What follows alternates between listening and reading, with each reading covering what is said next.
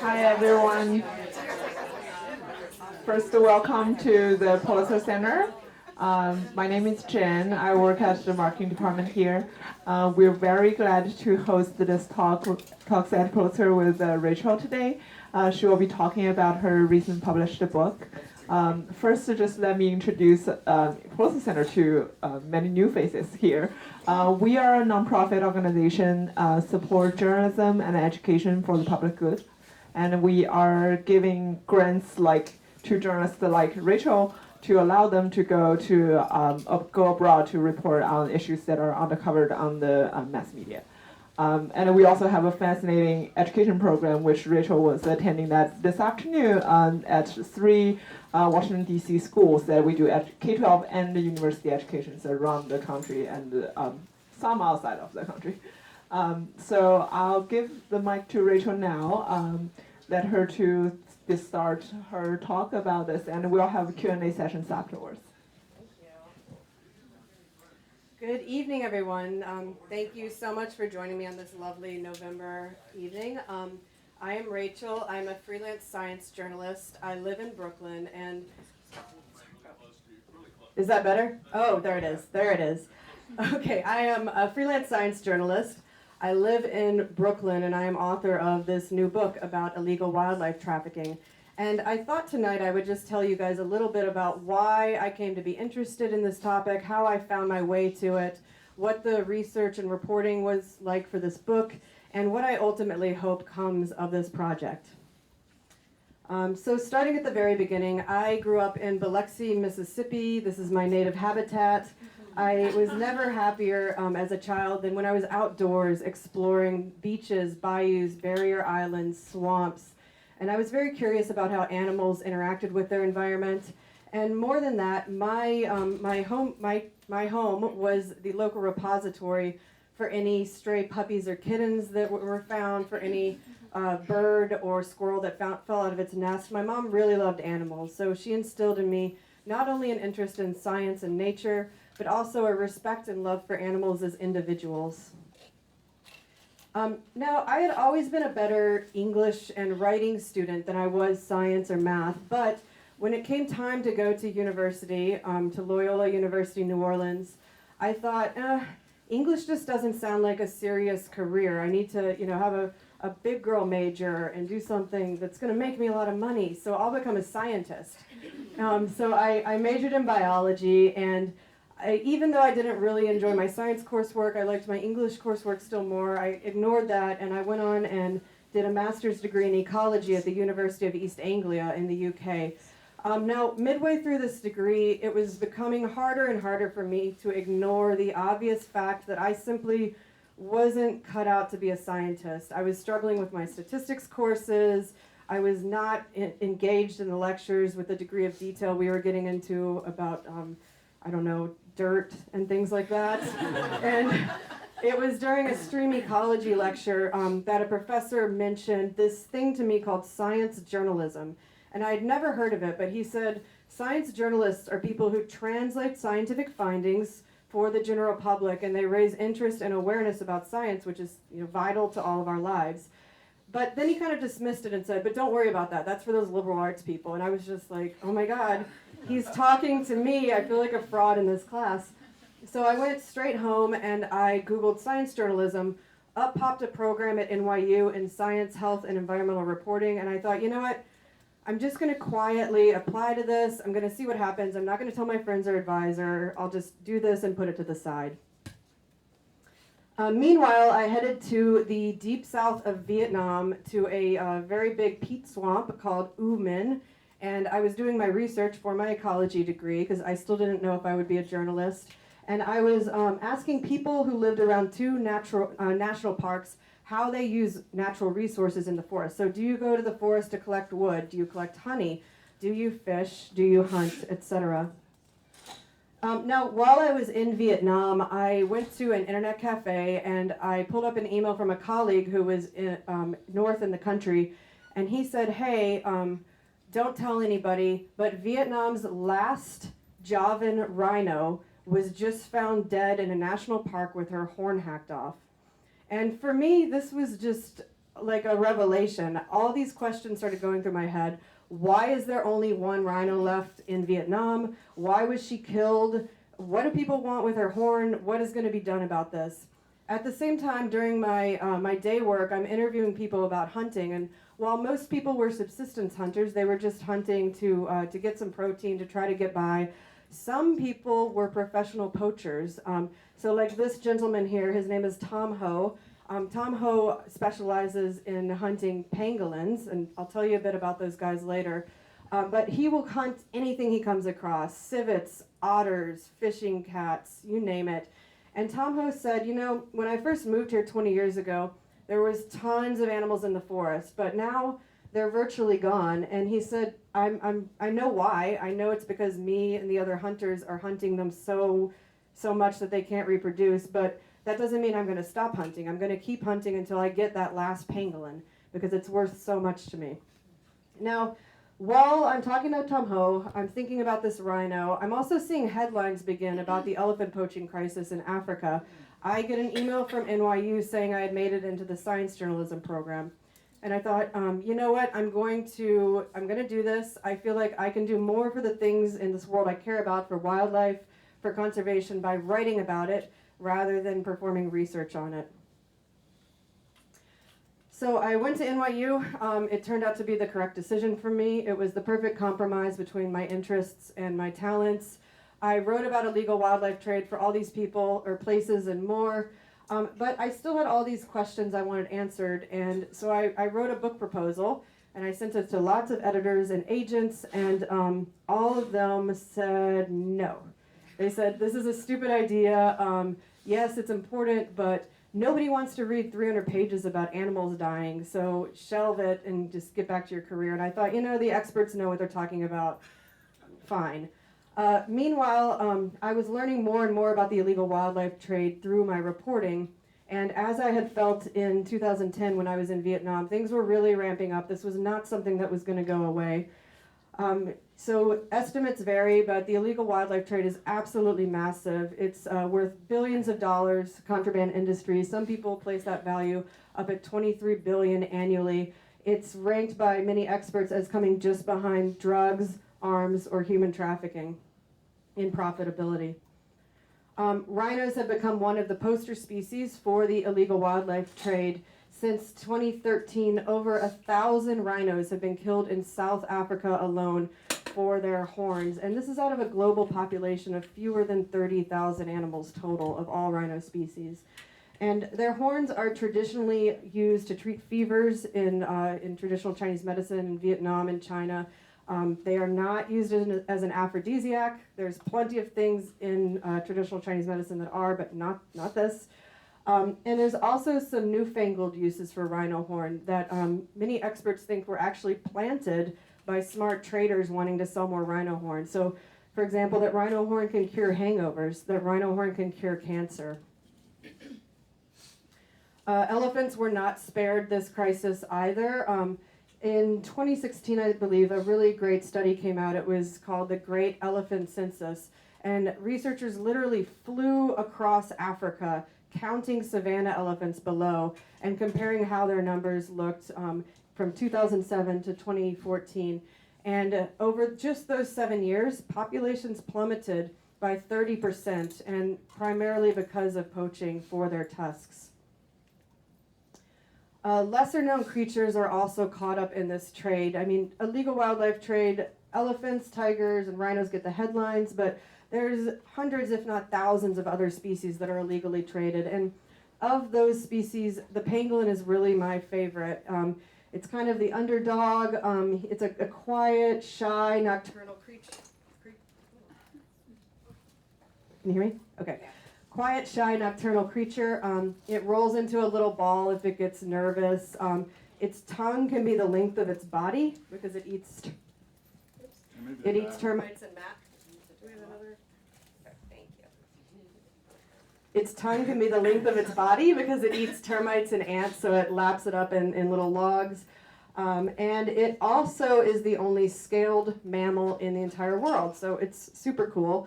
It has another unfortunate distinction, however, and that is of being the world's most highly trafficked mammal. So one estimate came out showing that up to 1 million pangolins have been killed for their scales in Asia over the last decade, and their scales are used in traditional medicine. And a new paper came out this year showing that up to 2.7 million pangolins are killed annually alone in Africa to be trafficked to Asia. So while I'm writing these stories, while I'm reading these stories, I am still yearning for more information about the illegal wildlife trade. I simply cannot learn enough by calling people from my desk in Brooklyn. I really feel like there's questions I want answers to. I want to get out there and report it. And luckily, finally, someone else agreed. One of my mentors from NYU, his agent went on a vacation to Kenya, and she went on a bunch of lovely safaris. But everywhere she went, she heard about this poaching crisis and just how Kenya's wildlife was being wiped out by demand in far-off places. And she came back to New York really fired up about this, wanting to do something about it. And she's a book agent, so the thing she thought, oh, I can do is find an author. So my mentor connected me to this agent, and in April 2016, I signed the contract.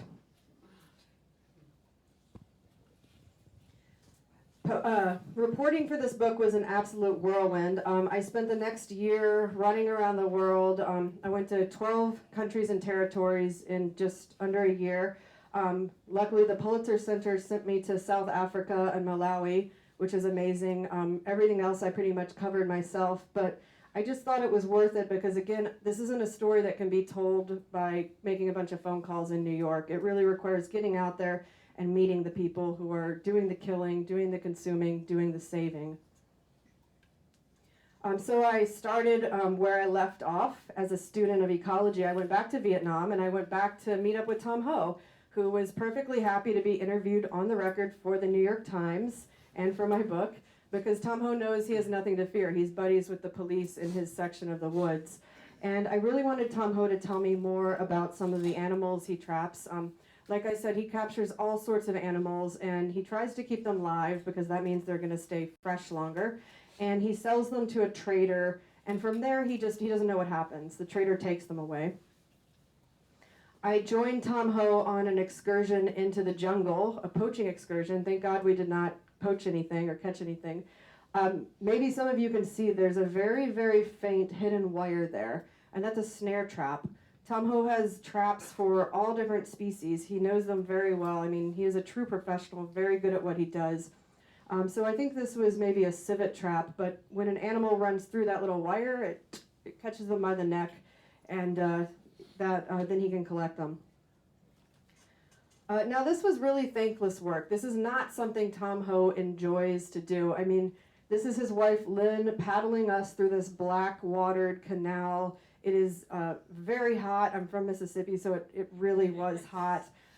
Every time we pass through these little brambles, ants are raining down on us. We're being followed by swarms of mosquitoes. I came back with leeches, with cuts. And Tom Howe hates doing this, he told me, but he's going to keep doing it because it's the best thing to make money. And I asked him, Tom Howe, what would it take for you to stop poaching? And he said, $15 a week.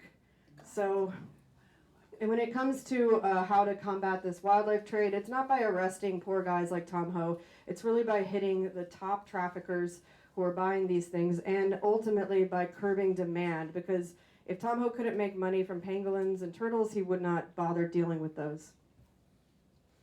So Tom Howe doesn't know where his wildlife goes that he traps, but I wanted to know. So I headed to Ho Chi Minh City, a few hours north of Tom Howe's section of Vietnam, and my first stop was a wild meat restaurant. Now, in Vietnam and certain other cultures, consuming wildlife almost comes with magical, for lack of a better word, properties. So if you eat a tiger, you can consume that animal's power. If you have arthritis, you can eat a snake, and because snakes are bendy, perhaps your arthritis will feel better. Not only that, but wild meat is now one of the most expensive items on the menu at certain restaurants because it's getting rarer and because it's illegal. So if you're a certain type of businessman or even government official and you want to show off to your friends or impress some new clients, you take them out for an expensive dinner of wild meat. And you can spend, several $100s or even $1,000 on a bear, on a pangolin, on all sorts of things. And I investigated one of those restaurants, and I was really nervous going into this. I thought, oh my gosh, I'm going to be down some shady dark alley with like a secret knock. No, not at all. This is a family-friendly restaurant, and I even identified myself as a New York Times reporter writing about exotic food in Vietnam, and the manager there was happy to answer my questions and even hinted that he's friends with the police, so don't worry. Traditional Chinese medicine is also a large driver of certain aspects of illegal wildlife trade. This is a 3,000-year-old medical system of belief, and there's been some tremendous discoveries that have come out of traditional Chinese medicine. But not all of the cures are actually medically efficacious, including many of the ones that rely on endangered and protected species products. So tigers, rhinos, pangolins, for example. So here's a bag of pangolin scales, and I found these in Guangzhou in a very large wholesale market. And I had tried to arrange a translator to join me in advance, but something happened and she couldn't come at the last minute. And I was like, oh my gosh, I flew all the way to China. I guess I'll just try this by myself. And I got someone to write pangolin scales in Chinese on a piece of paper. And I was just kind of wandering around asking, like, do you have this?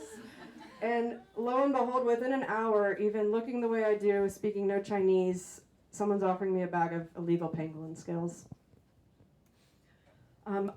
Jewelry, very large driver of demand for wildlife products. Everybody here is probably familiar with ivory. Ivory is elephant tusks, which are just teeth. You can't really get ivory without killing an elephant because the teeth are connected to the skull. Ivory used to be very popular here in the US, but in the 1980s, the public finally made the connection between ivory and dead elephants, and it went out of fashion. Among certain people in Asia and elsewhere, it never did go out of fashion. So I could find ivory all over the place for sale in Laos, even though it's illegal there, also in Vietnam. But it's not just ivory that's being turned into jewelry, it's tiger claws and teeth. They're being fashioned into pendants that are very popular among men. It's rhino horns, so on the lower left-hand corner you can see a rhino horn necklace and pendant. Finally, not all animals have to be killed to enter into illegal wildlife trade. There's also a thriving exotic pet market, but while these animals are not killed, effectively they are extinct in terms of their contribution to ecosystems.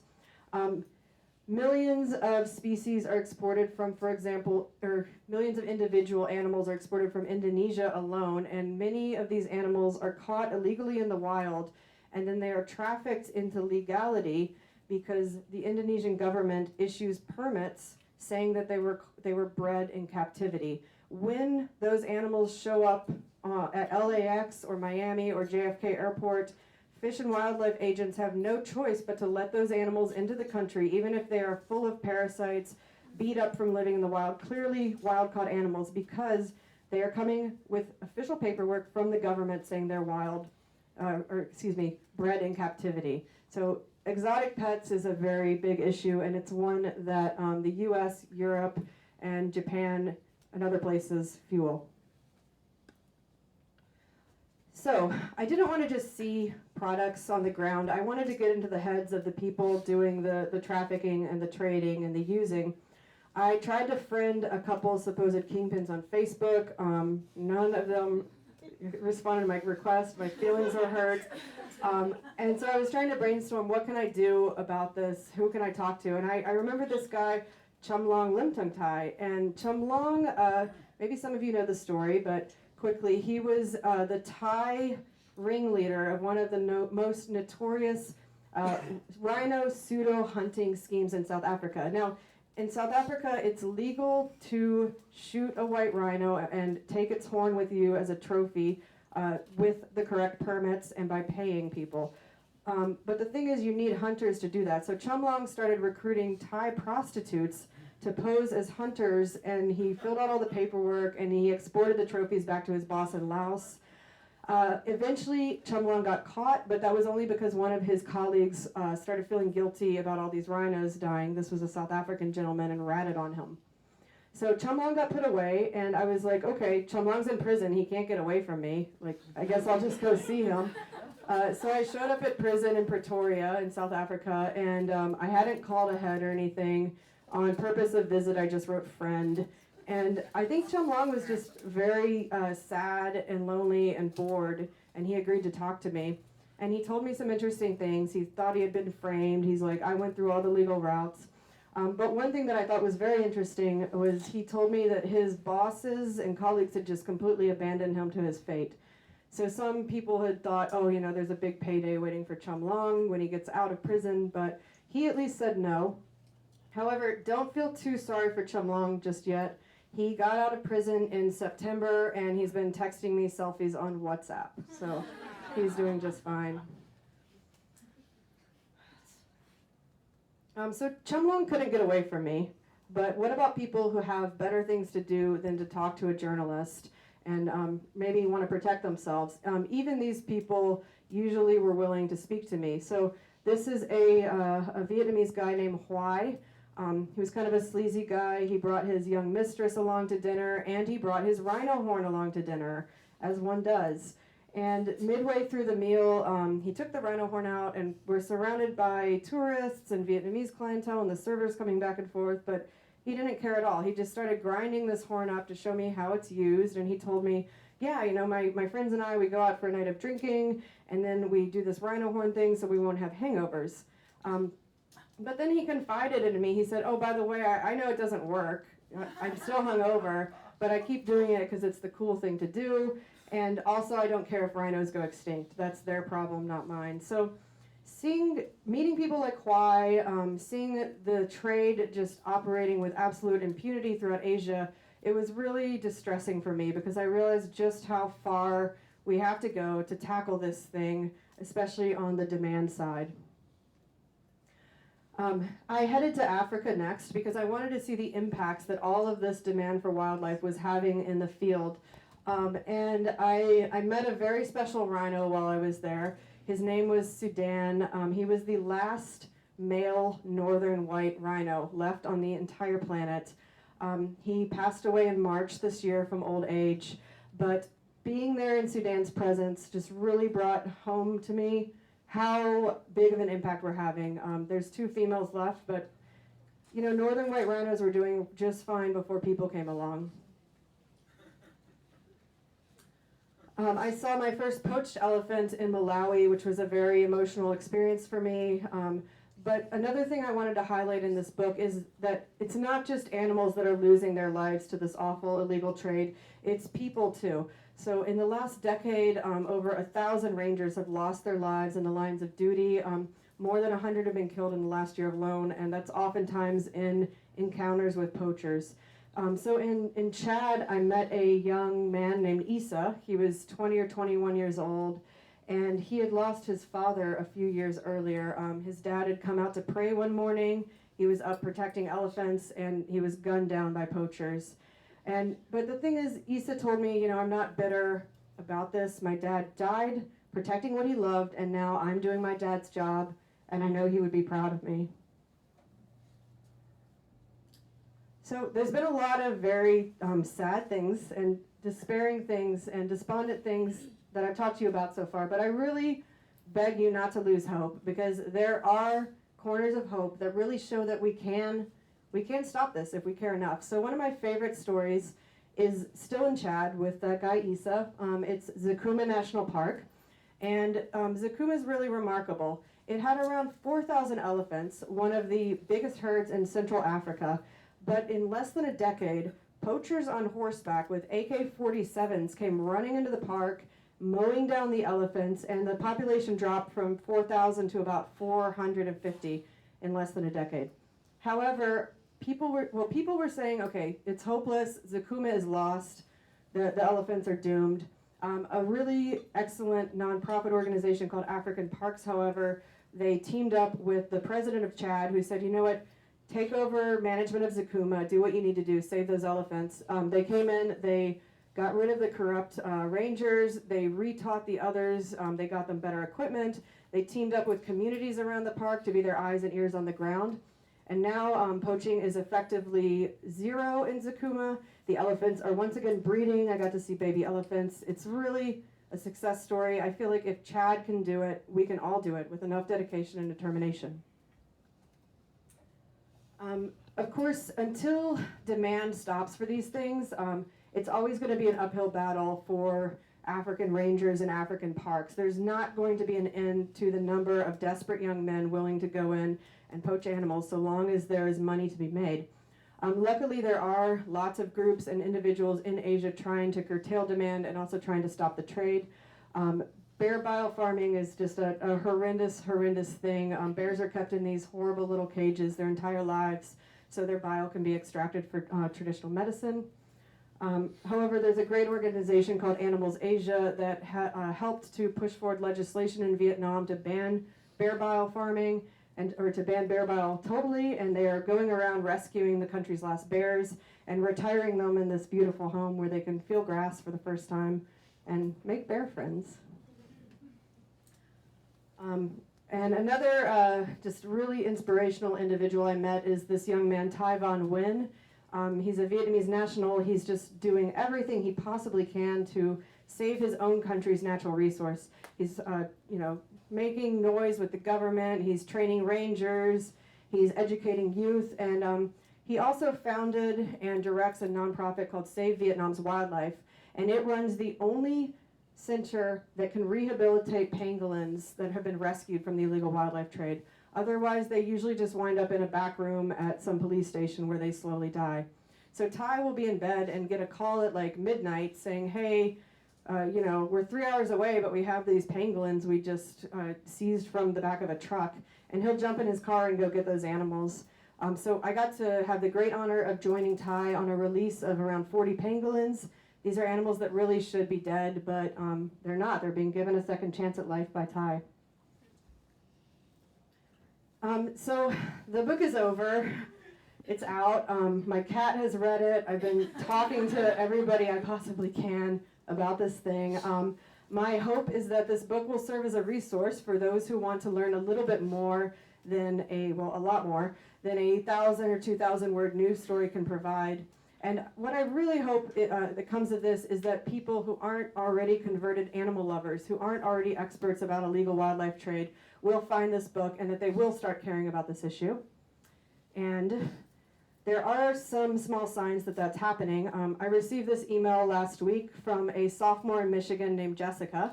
And Jessica, like me, is one of those liberal arts people. She's majoring in English, and she's taking a poetry class this semester. And one of her assignments is to make blackout poems. I don't know if everyone is familiar with that. It's when you take an author's work and you destroy it to create your own new work, and she chose my book to do that with. But she said, I didn't care about this at all. I wasn't thinking about this. But as I'm creating these poems, I started to get sucked into your story. And, I felt outrage when I saw the lack of action governments in Asia are taking to combat this trade. And I was brought to tears when I read about the poor bears being milked for their bile. And I'll just conclude with Jessica's words. She said, "You've opened my eyes to an aspect of modern life that I had never really had much interest in. And it's become my fervent hope that my generation will be the one to end the desecration of the natural world." So Jessica is the person I became a science journalist for, and she's the person I wrote this book for. So I hope you will help me spread the word, and together we can hopefully end this thing.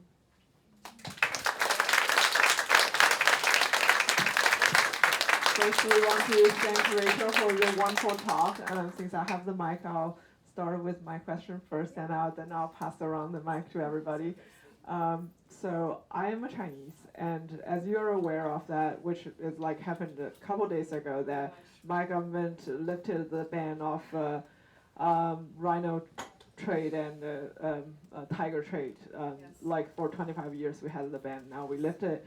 And yesterday I just had an argument with my mom over this, literally 12 hours apart, but I still managed to have a conversation with her about this. I find it very hard to face the fact that, as you said, my generation would be the ones that ending this. How do you feel how the Chinese government, what they're doing now with the ban, and how that's going to affect rhinos and and all the tigers around the world. Yeah, that announcement on Monday morning from the Chinese government that they have partially lifted the ban on rhino horn and tiger bone. It came as an absolute shock to me, at least the timing. I wasn't ready for that announcement.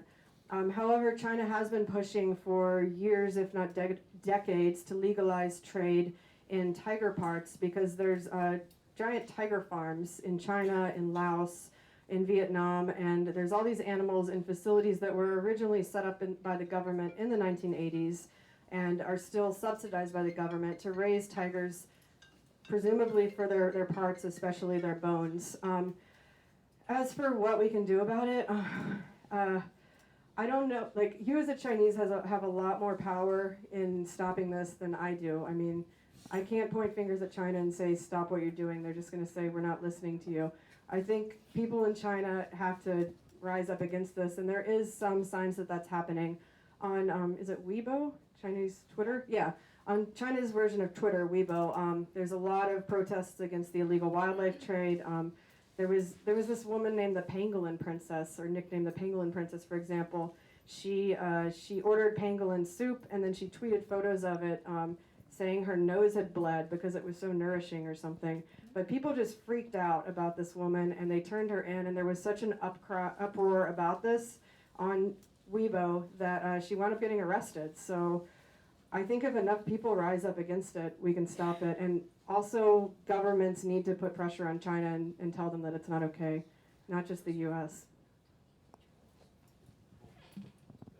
Hi, Matthew. Thank you for the talk. Just on the solution side, so it seems you're very passionate about addressing the demands side, but you briefly mentioned there the farming. So I was wondering what your thoughts were about maybe sustainable farming, so particularly in Southern Africa, obviously farming rhinos, which is being done in order to then sell the horns and satisfy some of that demand, but in a more sustainable way. Yeah, it's a great question. It's one that doesn't have a clear answer, and it's an extremely contentious issue. So places like Kenya don't want their wildlife to be killed and used in any way. Places like Botswana, Botswana, South Africa for sure, Namibia, they have a phrase there, if it pays, it stays. So wildlife needs to have a purpose that we humans can utilize, and then it can stay. The issue with, for example, rhino farming, rhino horn can be sustainably utilized. It's like a fingernail, it grows back every few years. But there's 30,000 rhinos left on the planet, and how many millions of people want it? There's no, flooding the market to satisfy demand. And there's also the pressure of poaching. So even if, you might know John Hume, he raises thousands of rhinos and he sells his whatever tons of horn, there's still going to be poor people around his property wanting to get whatever horn, even if it's a little nub, to make money. So as long as there's a market for this stuff, highly endangered species are not going to be safe. So I could keep going on about that. I'm not against sustainable use, but I think for some species we really need to just shelve it for a while. Hi, thank you again for coming out to speak with everyone. I actually have two questions, but I'll save the other one for if no one else has everyone else gets their turn. But for my first question, I was wondering regarding supply. I'm sorry? Oh, sorry. I think I might accidentally eat it if I have it any closer. But so regarding my first question, it's more directed towards supply. When you're discussing how Tom Howe, I believe his name was saying, if he made $15, sorry, yeah, I gotta put it pretty close. If he made more than $15 a week, he would, stop the pangolin trade or whichever creatures he was trying to poach. So, regarding that, has he ever said what he would do after he has outpoached everything? I mean, it sounded like from what you said that he notices there's gonna be an end. So, does he foresee what will happen after that? So when I came back and visited him again, it was like 5 years after I had first met him, and he had actually started doing aquaculture and growing rice to supplement his income because it was becoming so difficult to hunt animals. But I mean, I think it's just human nature to worry about tomorrow's problems tomorrow. I mean, look at climate change, for example. Coal miners. Yeah, exactly.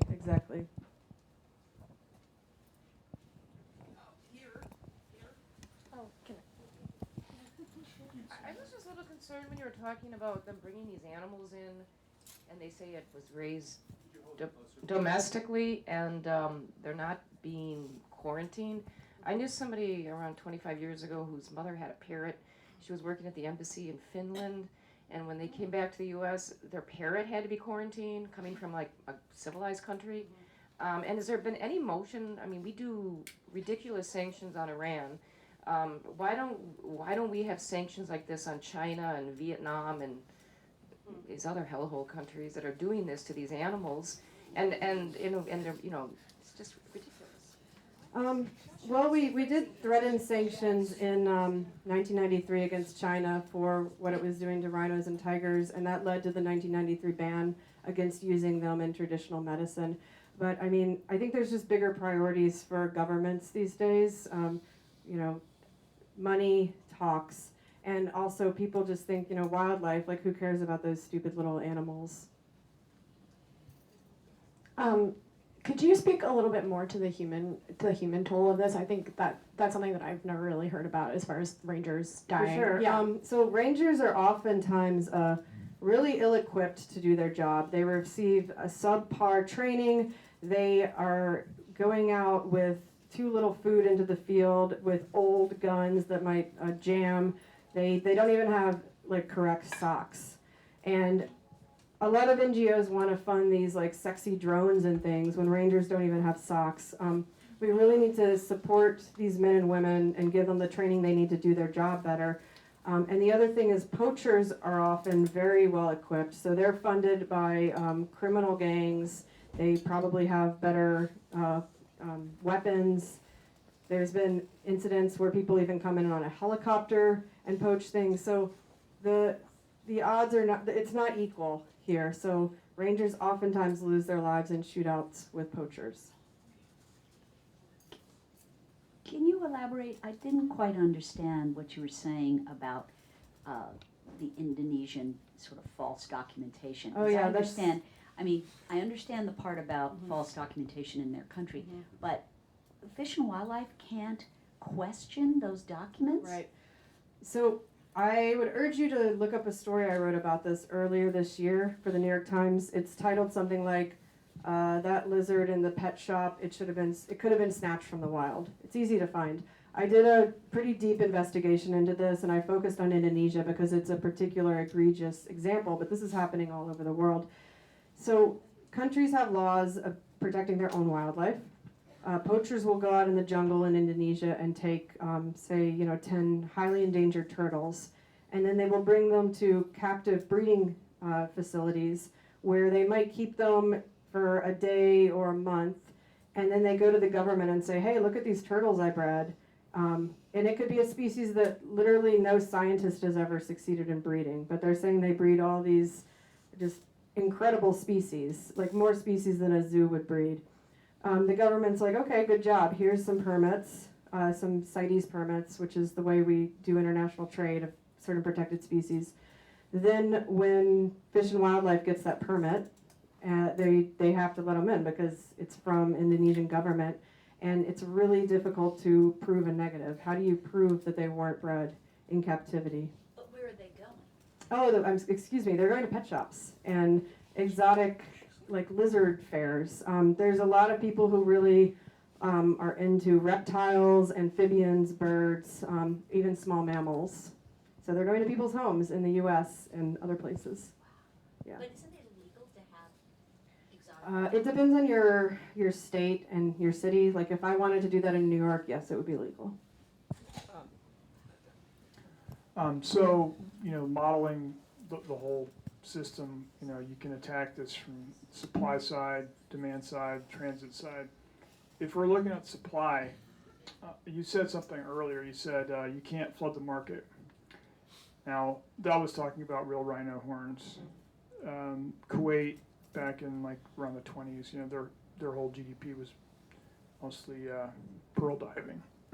But then Japan figured out how to make them, synthetically. So fortunately for Kuwait, they found oil, but otherwise, that would have been a big problem. So what do you know about people investigating synthetic substitutes for these things, not to make people happy who think that they want them or should have them or for something, but to flood the market to make them worthless and drive people out of business. Right. Great question. There is a startup in Seattle actually that's trying to synthesize genetically identical rhino horn and 3D print it and then exactly do that, flood the market in Vietnam and in China. The issue there is that, as I hinted at in the wild meat slide, there's a very deep respect and yearning and want for the wild products. So not only do people not want horn from a rhino who was raised on a farm, they don't want a synthetic horn. They want a horn from an animal that had to fight for its life in the wild and is strong and healthy as a result. So there's actually a trend now in Vietnam of people requesting wet horns, and that's because they don't want these docile farmed animals. They want a horn that shows up with a chunk of flesh still attached so that they know that animal was actually from the wild. Unless they do a DNA test, that can be replicated too. It's impossible to make a rhino horn look like a rhino horn at this time. It would also be kind of a nightmare for law enforcement because then how do you tell if it's from a poached animal or a lab in Seattle? Just a quick question. I just wanted to build off a previous question. You mentioned about the demand side. You went to Asia and you were speaking to these people who are using it to cure hangovers. But like, did you consider interviewing the people who buy from pet shops, who buy these lizards, who have this fascination? Like, are they aware of what they're doing and how they're contributing? So I have a whole chapter about the pet trade, and one of the guys who features in that chapter is a Japanese gentleman by the name of Shirawa, and he is the largest wholesale importer and seller of reptiles in Japan, and he's also been in prison a couple times for trafficking. And oftentimes people like Shirawa who have a fondness for these animals, they really love them. They're super obsessed with them. They live and breathe reptiles. Shirawa's been capturing snakes since he was a little boy. That fondness is just a bit misplaced because they want to possess those animals. And, he convinces himself that he's actually helping conservation by poaching, for example, lizards from Indonesia. And he's saying, well, now we have this population in my zoo, so like when they go extinct, I'll be saving them. And it's just a very twisted logic, and people are great at convincing themselves what they want to believe. Yeah. Over here. I'm just wondering, we're talking about people who are poaching, but what are the general sentiments around conservation within community around these populations?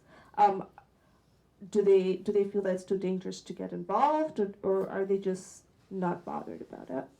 So the easy answer is there is no general consensus because it really depends on where you're going. So certain parks have done a really excellent job at involving local communities and giving them jobs, and they see money from tourism, and they begin to respect and have a lot of pride in their wildlife, and the wildlife is also helping to pay their salaries. So they're going to do everything they can to make sure the wildlife stays alive, and they're going to not allow guys from the village to go kill the animals, and they're going to report it if they see a stranger who looks fishy coming into town. On the flip side are communities that have been completely bulldozed by conservation. Their historic land has been taken from them and given to animals. They're starving on the fringes of parks, and then they're going to be the ones producing the poachers. And in Mozambique, for example, some poachers are even hailed as sort of Robin Hood heroes. They come back with a rhino horn and they use the money to build a new school or a discotheque, and it's kind of like, oh yeah, we're taking back what was ours anyway. You hear about the big game hunters that go to Kenya and pay $40,000 and how great that is because they're contributing to the conservation. Can you explain how that works and how Totally. that's justified? Well, first a slight correction. Kenya actually banned all hunting in the end of the 70s. They are like very adamantly opposed, but South Africa, Zimbabwe, Namibia, yes.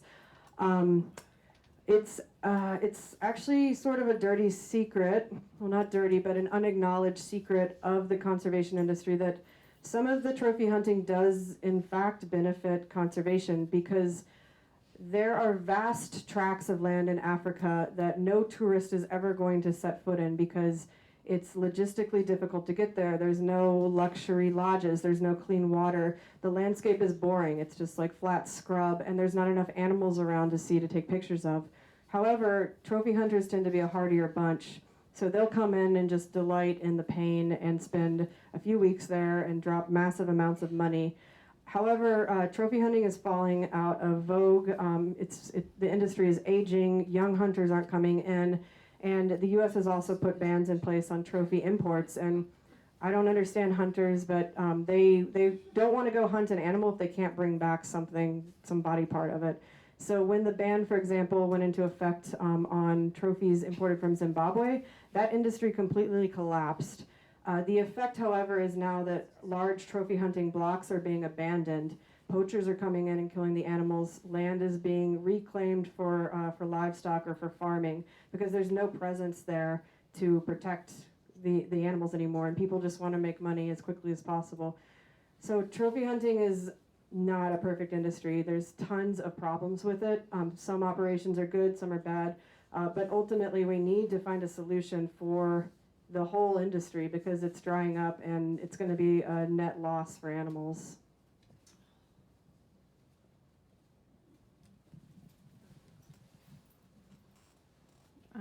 Congratulations on your book. I look forward to reading it.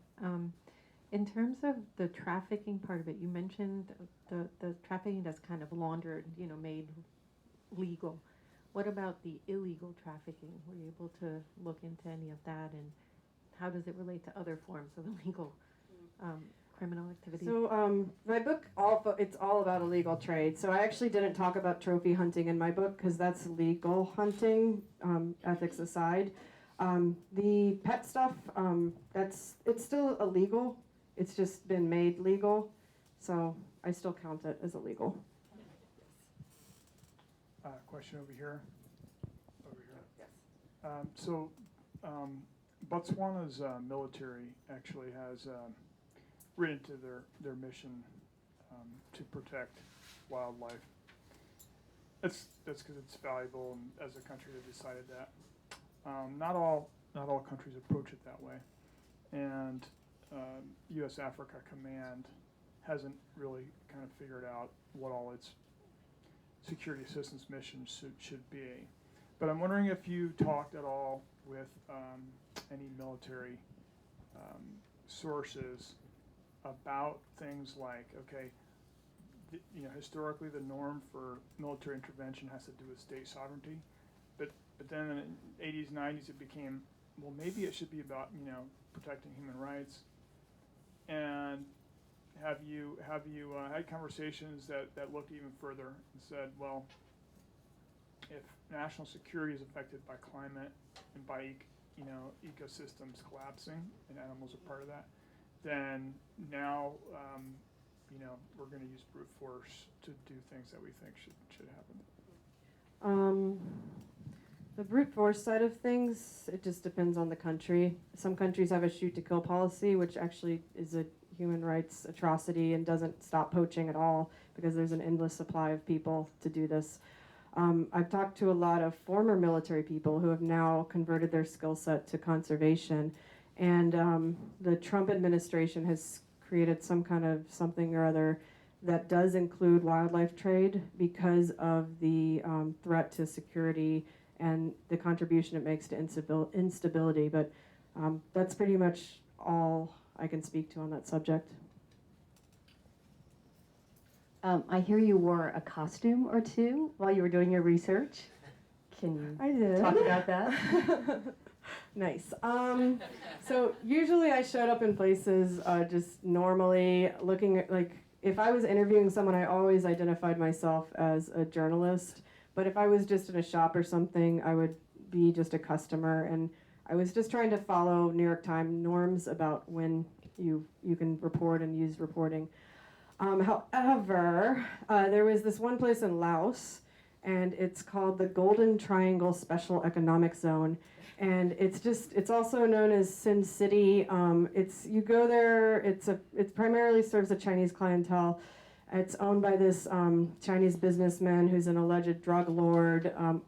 and you can do anything you want. It's a hotbed of prostitution, drugs, wildlife trade, gambling, you name it. I really wanted to go there. But I was super nervous about it because I'm not Chinese, and it just seemed like there's going to be criminals everywhere. Maybe I'm getting in too deep.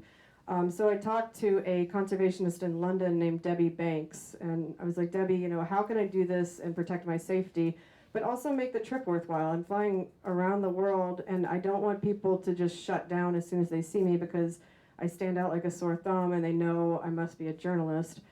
So Debbie said, okay, you have two options.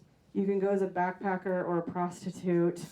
So I was like, obviously I'll be a prostitute, because there are some Ukrainian and Russian women who work there. So yeah, I just dressed up, and I thought it might liven the book up a little as well. So I hope you guys enjoy it. Well, so we'll take the last question. Hi, thank you for your talk. Thanks. What's next for you? Hopefully this is a good last question. Yeah, I'm just, to be honest, I'm rebuilding my bank account after the great devastation of this book. And, you know, freelancing is great. You can make money if you like to hustle. But I'm still reporting on this topic. I mean, I know more about this than I ever thought I would know, and I want to put that depth of knowledge to use. I want to learn more. This is not a perfect book. It's not exhaustive. There's a lot of things I want to look into, including trophy hunting. So just more work.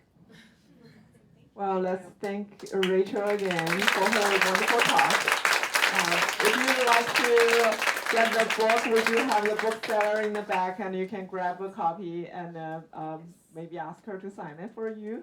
And also, one more thing is that today is actually the first day of our New Smash campaign, which we're fundraising to support more journalists like Rachel and like support freelancers to go abroad and not actually empty their bank accounts. So if you would like to donate to the Pulitzer Center, please see me or go on our website. After the talk, you can do it tomorrow or now. That's okay. And also all your donation will be matched.